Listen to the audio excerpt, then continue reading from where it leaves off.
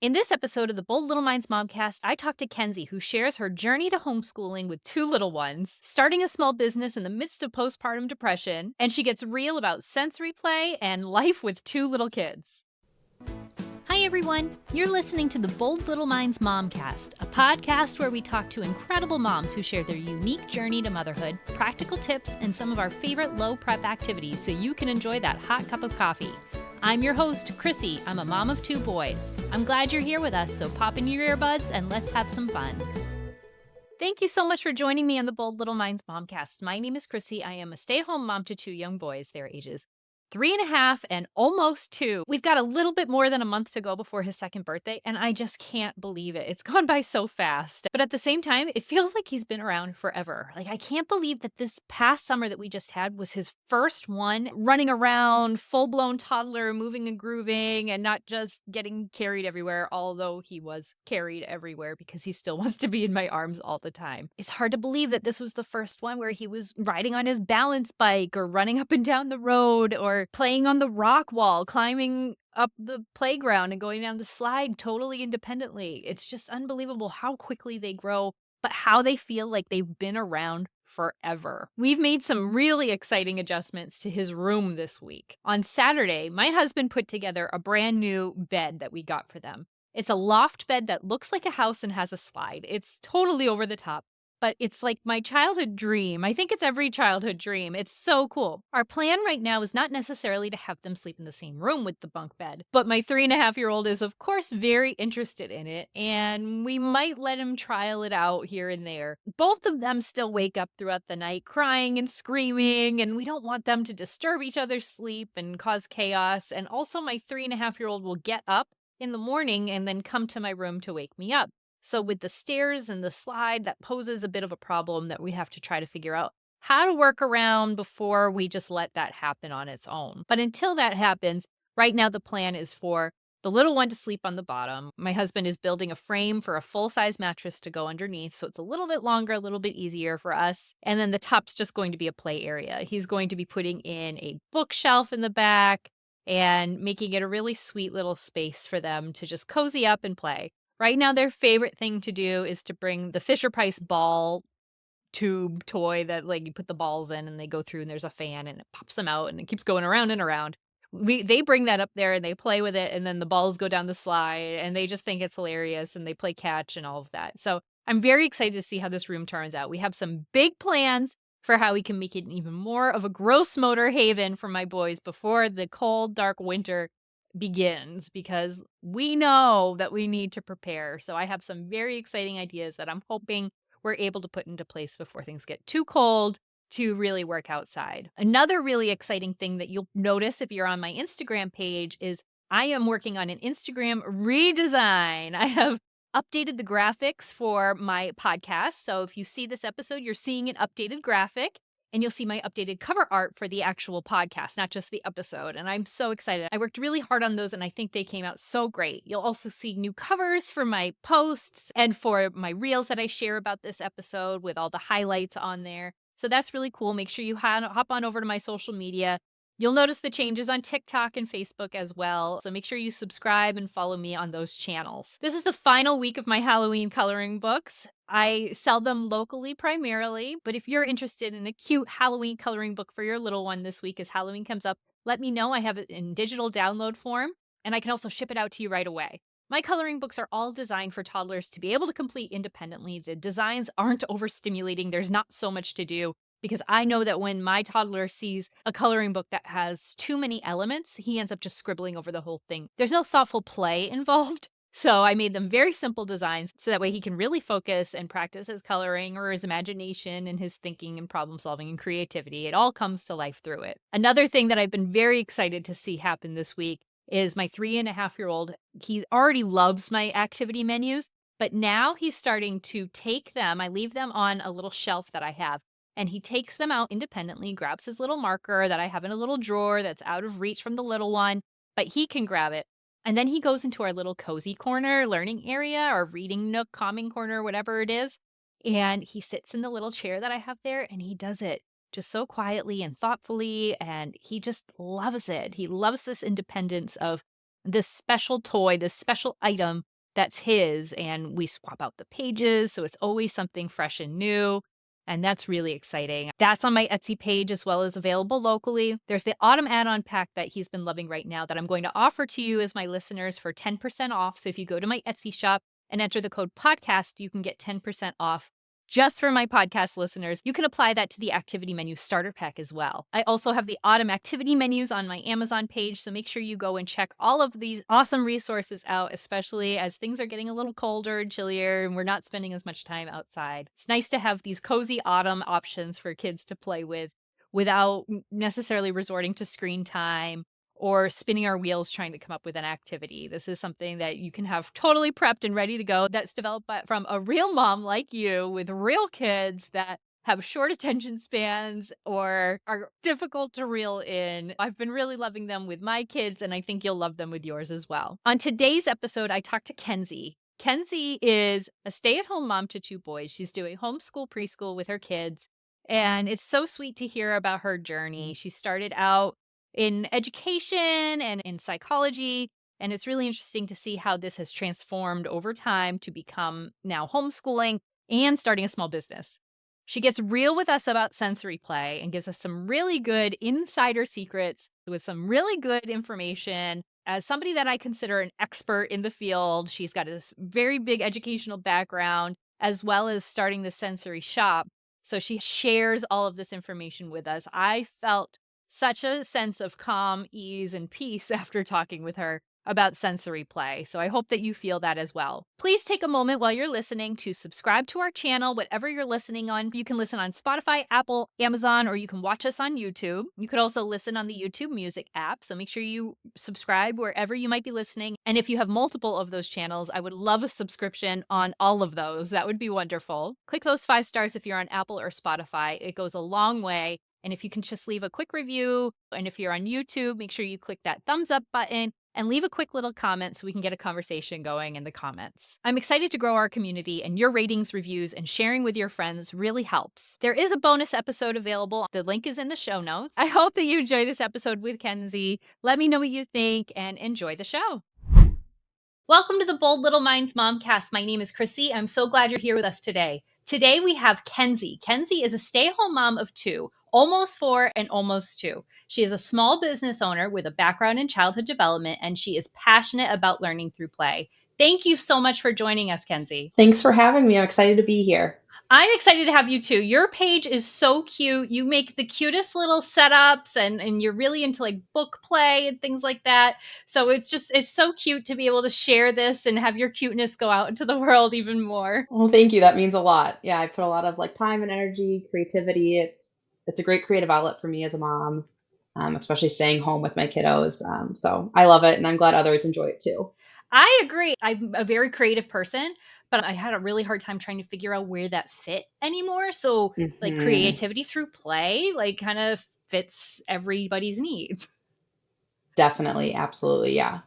Right? So I would love to hear your story. So please tell me, what was your life before you became a mom? Boy, after high school, I did the whole college thing. I switched colleges a couple times trying to find my right niche, changed majors a couple times trying to find my right niche there. I went from social work to elementary education, and then finally landed in psychology with an emphasis in child development. And that's just kind of where my passion fit. And then after college, I got a job as an autism clinician working with early childhood, early intervention autism, which I absolutely loved. I loved everything about it. But as I started working there more and more, the company just wasn't what I was wanting. I wasn't getting the treatment that I was wanting as much as I loved my clients and my coworkers. And so then I switched to working in the schools with special education. And then COVID hit. I became pregnant with my first and chose to stay home with him after that. So isn't it funny? I have a similar story with how I became a stay-home mom. COVID had a lot to do with it too. Yeah, I feel like a lot of kids that were born in that era, a lot of people probably chose to stay home. Right. Yeah. It just kind of how you reevaluate everything and end up with Definitely. that. Did you always know you wanted to work with kids, or was that kind of just how it landed? Nope. I've had a passion for working with kids since I've been a little kid. I was the kid that would go to the park and play with the kids. I was a mommy helper in elementary, like late elementary, early middle school. I go over and play with kids while their moms did stuff. And then I landed my first babysitting job at the age of 11, and I never looked back on working with kids. So I nannied all through high school. I nannied some in college, and then I got a job working at the YMCA in their child care center. And then from there on, just kind of kept working with kids. So, Yeah, just kept moving through. So you started out with social work, hmm moved into the elementary, and then ended up in yeah, psychology, childhood development. And wow, it all yep. kinds of ties together though, right? It definitely does. Yeah, every like little aspect. Yeah, for sure. So you have all of this knowledge and all of this experience. How has that impacted your parenting? It definitely has made me harder on myself as a parent Oh, interesting. because I have so much knowledge and like I know the science behind things or the reasons behind things. I think when I can't follow through on that and I have personally hard days, I'm harder on myself for like Interesting. not doing what I know to be the best practice, Oh, I if that makes see. sense. Yes, I get it. Yeah. Yeah. Having a background or an understanding of childhood development, it helps me to be like, okay, these are normal. They're going through all of these phases and it's not Yes. me, but I can see what you're saying though. Yeah. So yeah, that definitely is helpful, like knowing that, okay, this is developmentally normal. Yeah. They're supposed to be doing this. If they weren't doing it, then we might actually have some red flags. Right. Like the fact that they're doing this, throwing this tantrum, like their brain's developing normally. But yeah, then I sometimes like am harder on myself because I'm like, I should like, okay, they were having a hard time. I freaked out a little bit. I shouldn't have done that. That doesn't help the situation. Right. Right. So you always wanted to work with kids. Did you always want to be a mom? Hands down. Yep. Yeah. I used to be called the mom of the friend group with like my middle school, high school friends. Like I was the one that had band-aids in my purse and someone scraped their knee while we were out and about. And I was like, I got a band-aid, guys. So yes. Yep. I always knew I wanted to be a mom for sure. That's so sweet. Now, let's talk about your transition from 1 to 2 kids. So you had this one Mm. baby, you kind of figured out what your life was gonna be like with this whole world situation of the pandemic because, like, by then, it was still kinda iffy.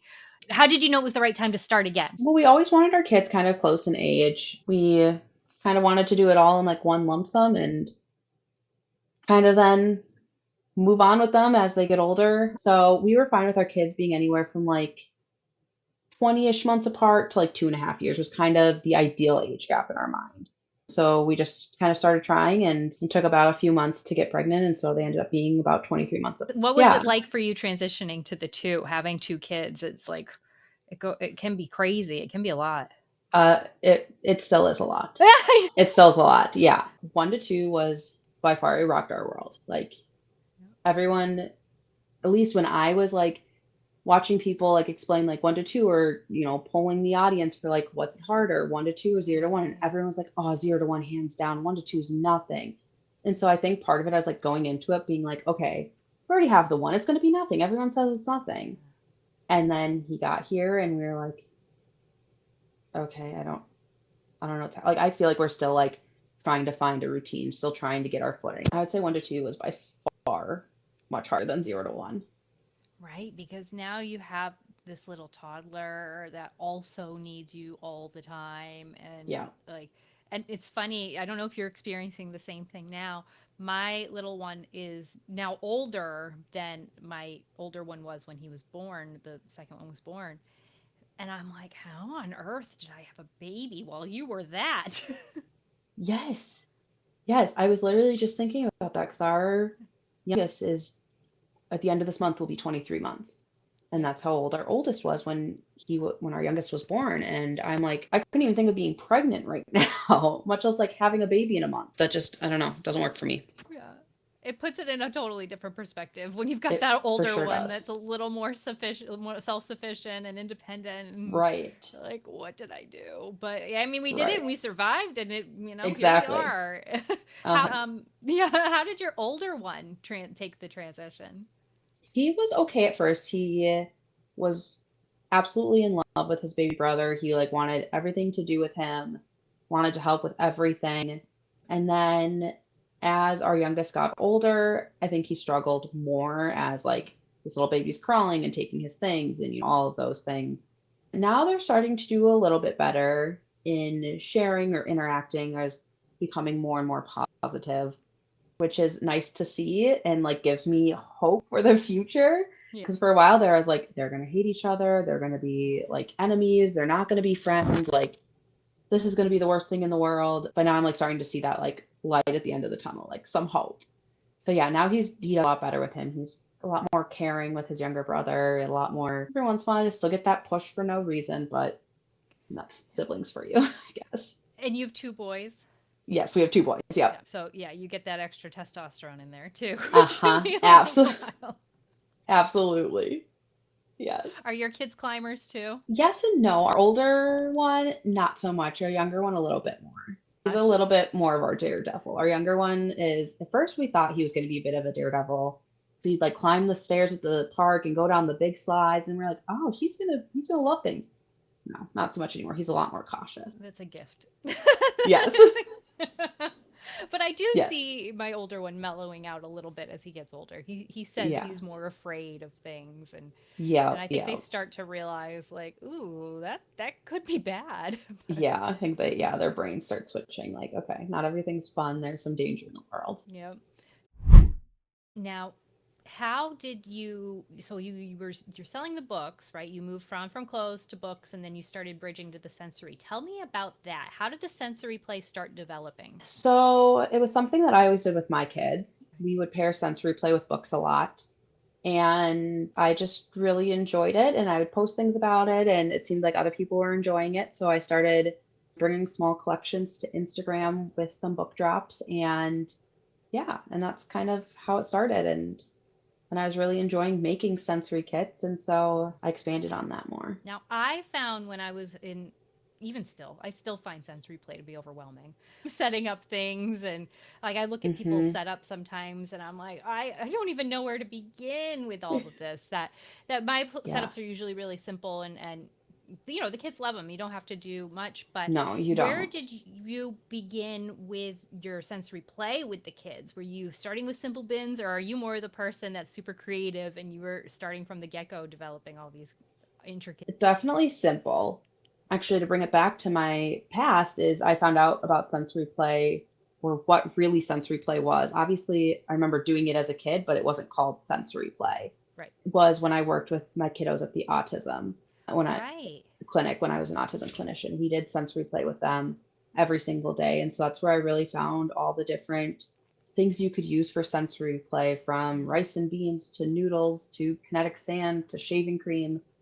And so when my youngest was little, he started sensory play probably like 7, 8 months old Oh, with ground up Cheerios and spoons. So just super, super simple. And then we moved to dyed pasta. And then from there kind of got more and more creative. But half the days I pour something into our sensory bin and it's some scoops and one of my fillers, and that's that. I will sometimes do elaborate setups because they're fun for me, but I'd say my kids probably gravitate towards a really simple setup. interesting. I love that. I love Hmm. hearing that as somebody who like is not like I don't. It doesn't fill my cup, right? To make the more elaborate plays, it's not fulfilling for Right. me. It's more overwhelming for me. So like, Yeah. here's your oatmeal in a scoop. Like, have fun, kids. So Yeah. that's great to hear that even your kids are Yeah. still My gravitating kids, towards yeah. that. Yes. Both of my kids still love just like dumping and pouring and dumping and pouring, Mhm. scooping. Like that is their favorite thing. And they play with it in different ways. Like my almost 2-year old, he will just dump and scoop, and that's that. And my oldest will make it into coffee or some kind of food, and then he'll serve it to me. And so, like, he's starting to get into the more of that imaginative play while playing with sensory. And so it's really fun. They get the same exact bin, but just watching them how they play out with just a super simple bin. That's really cool. So tell me what your secrets are to helping contain the mess. Or it's maybe not just containing. Maybe I'm asking how do I cope with the mess? That might be more There the you go. question. was gonna say I don't think there's any secret. At least I haven't found one yet. The mess is gonna happen. And there are days that I definitely really struggle with the mess. And sometimes I will have to I feel guilty doing it, but I have to remove my 2-year-old from the situation because he's usually the one causing most of the mess. But sometimes I have to just pep talk myself into it before I bring it out that it's gonna be messy. But where they play with it, there's hardwood floors. So usually I'm really good at just cleaning up the hardwood floors often. We have a dog and so we get hair on our floors. So I try to vacuum the space where their sensory table is often. So then when the mess does come, all the big pieces I can pick up and they can go back into the sensory bin and they're cleanish, clean enough.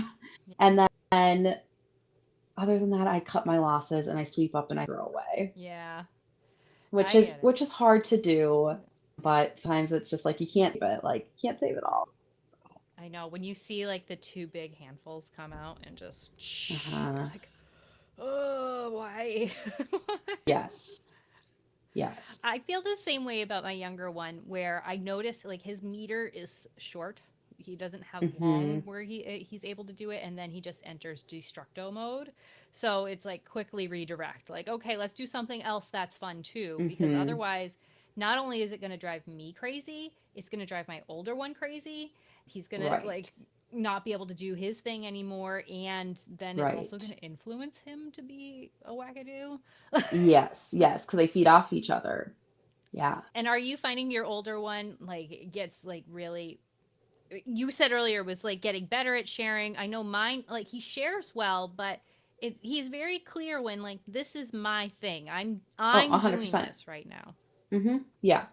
Yeah. They'll be at the sensory table sometimes and he's like, no, move. I'm playing with this. And I'm like, Mm. there are two sides. There's enough space for you guys. He has just as much right to be here as you do. And so really yeah, he'll still struggle with that for sure. Right. And to be fair, I get it. Yeah, Because that especially younger one is going to destroy what you're playing with.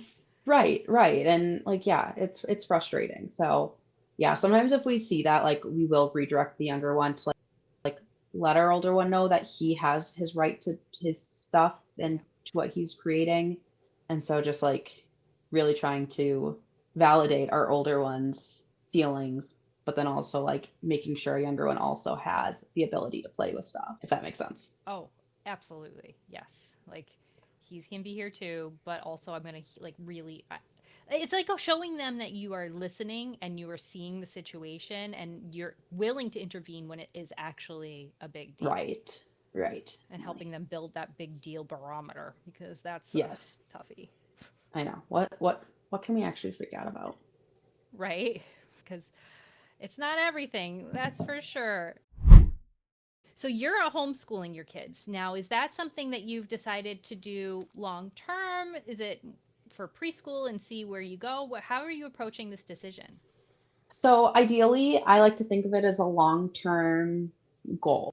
I would love to homeschool them through high school and until they're ready to figure out what they're going to do next. But we always say if they were to ever ask us to go to public schools, we would definitely consider their reasoning as to why. I always joke with my husband, I was like, if they want to go to public schools, that's fine, but they have to write me a 10-page essay as to why. Yes. um, but no, and you know, ideally, yeah, I'd love to have them home with me for as long as possible, but if that's something they ever wanted to do, go to public school, even if they wanted to go into a STEM school or a private school, that's something we would definitely look into for them and kind of chat with as a family and what makes the most sense for our family. Right. You can definitely take it as it comes. That's one of the best parts about parenting, is that so much of it feels permanent but isn't. Like Hmm. you're not tied to any of the decisions you make. You are the boss. You are the parent. Right. So you can change your mind. You can change how you're doing things. 100%. Yeah. Just hard to wrap your head around sometimes. You're like, this is the way I do it, so this is the way I always have to do it. I know it all feels so big because it is such a huge responsibility, but it's so Hmm. tangible and kids are so adaptable that it's easy They enough to are, move around. So how did you definitely. approach this decision to start homeschooling? It's something that came onto my mind when my oldest was a couple months old. Oh. Yeah, so yeah, it's something that I like found some people to follow on Instagram and they're homeschooling. I was like, wow, this is really cool. Like, and just to see what homeschooling has become, because when we were back in school, like homeschooling was very different. And so your idea of what homeschooling was is not, what it is today. And so to see how much it's like evolved and how what it's become today, I was like, that's really cool. Like I really am interested in that. And so I was talking to one of my best friends. She was homeschooled as a kid and at the time was homeschooling her kids. And so I had very long conversations with her about it. And then I approached my husband with the idea and he was like, I don't think that's for us. Like I'm not so sure about that. I was like, okay, well just, think about it, mull it over. Like this is something that I'm really passionate about. Let's have some conversations about it and we can move forward. And so we did. Over time, we had some conversations, and I'd say before our second was born, my husband was on board for homeschooling. I feel like COVID changed the homeschooling scene where, I Yeah. mean, maybe not, I don't know because I haven't been around it very much. It seems like more people since COVID have realized there's other ways to do this. There's other ways to do Hmm. things and come together as groups. And like it doesn't have to just be through the public school or even a private school system. We can come together as a group in Right. other ways and we can do our own thing. And it's really interesting to see Right. that community evolve. Yeah. And I think working in the schools definitely opened my eyes Mm. into like what was necessary for schooling and what was not. Mm. So, I mean, I have mad respect for the public school systems. I have no like qualms with the public school system or how they do things. I was public schooled as a kid. My mom was a teacher. I have friends that are teachers. I have the utmost respect for teachers. And that's the beauty of it is like you're not going to make a wrong decision. The millions of students that go to public school are all fine. And they're Right. all Yeah. going to do well and live these productive, happy lives. And all of these millions of kids that homeschool are going to be fine. And it's Right. great because Exactly. we have all these choices. Yeah, for And the sure. education out there is, I mean, the education for parents about if this is something you want to do, how to do it. I think that's scary too, is thinking like, oh, the responsibility of my child's education in my hands. What do I do? But there's so much out there. There are so many resources, which is so nice. So tell me what's next for you. What's coming up? So this month, our Gilmore Girls collection went live just a few days ago. So it started last year. So this is our second year doing it. One of my thrifty friends, back from my thrifty days, her and I team up and do a Gilmore Girls collection. Oh, Gilmore Girls is both one of our favorite shows together, and that's kind of how we bonded. So we have been having a lot of fun doing these Gilmore Girls inspired collections. So she will be bringing clothing and books and things like that that either are like books that are talked about in the show or books that like remind her of the show, and then a lot of clothing that like reminds her. So a lot of like coffee things like or a lot of flannels. If you watch the show, Luke wears flannels all the time, so she brings a lot of flannels to her collections. And so it's really fun. And then this is my first year doing solely fillers for it. So that's been a lot of fun for me, creating fillers that are either big themes in the show or even like little things that I can pull out from episodes. cute. You've got to have a coffee filler, huh? I do. I do have a coffee filler. And it was a lot of fun to create. Yeah. That's so cool. I love that because, like, for the moms, it's a great nostalgia and pulls from that. For the kids, it's going to be fun no matter what the theme. They don't care about a theme. Right, But for the exactly. moms, it's so cool. Like, just put on the theme song or an episode in the background or plug it in a podcast about it and, like, just let them play. Yeah. Yeah. Yeah. So I hope it goes well. I hope everyone loves it as much as we do. I love it. So tell us where everyone can find you. So I am on Instagram mainly at finandco.mn is my Instagram handle. And then I have an Etsy shop. And I believe that's just finandco.mn, no dots or anything. But everything is linked in my bio on my Instagram page. So everything's easy and accessible there. Great. And I'll link everything here in the show notes as well so they can find you Perfect. really quick. This has been such a fun conversation. I really have enjoyed talking to you Yeah. about homeschool and sensory play and just life with these kids because it is I know. a lot. It's a lot. It's a lot. It's a It's lot. fun, but it's a lot. Yep. Yeah, it's been Finding great talking to community. you too. Yeah, definitely. I Yes. appreciate you being here. If you'd like to share your story, please reach out to me. You can email me at boldlittleminds@gmail.com, or you can send me a DM on Instagram. I'm available. I'm at Bold Little Minds on Instagram, Facebook, TikTok, or you can go to my website, boldlittleminds.com. You can find this episode wherever you're finding it now, but you can also find a bonus episode on my Substack, which is totally free to access. You don't have to subscribe, but if you do, the subscription is also free and it gets delivered straight to your mailbox. Please take a moment to leave a rating and review and subscribe wherever you are. If you're on Spotify or Apple, you can click those 5 stars. And please share with your friends if you enjoyed this episode. Thank you so much for joining us, and we will see you next time. This is the end of the abridged episode. For more from Kensie, you can listen to or watch our bonus episode, which is available in the link in the show notes.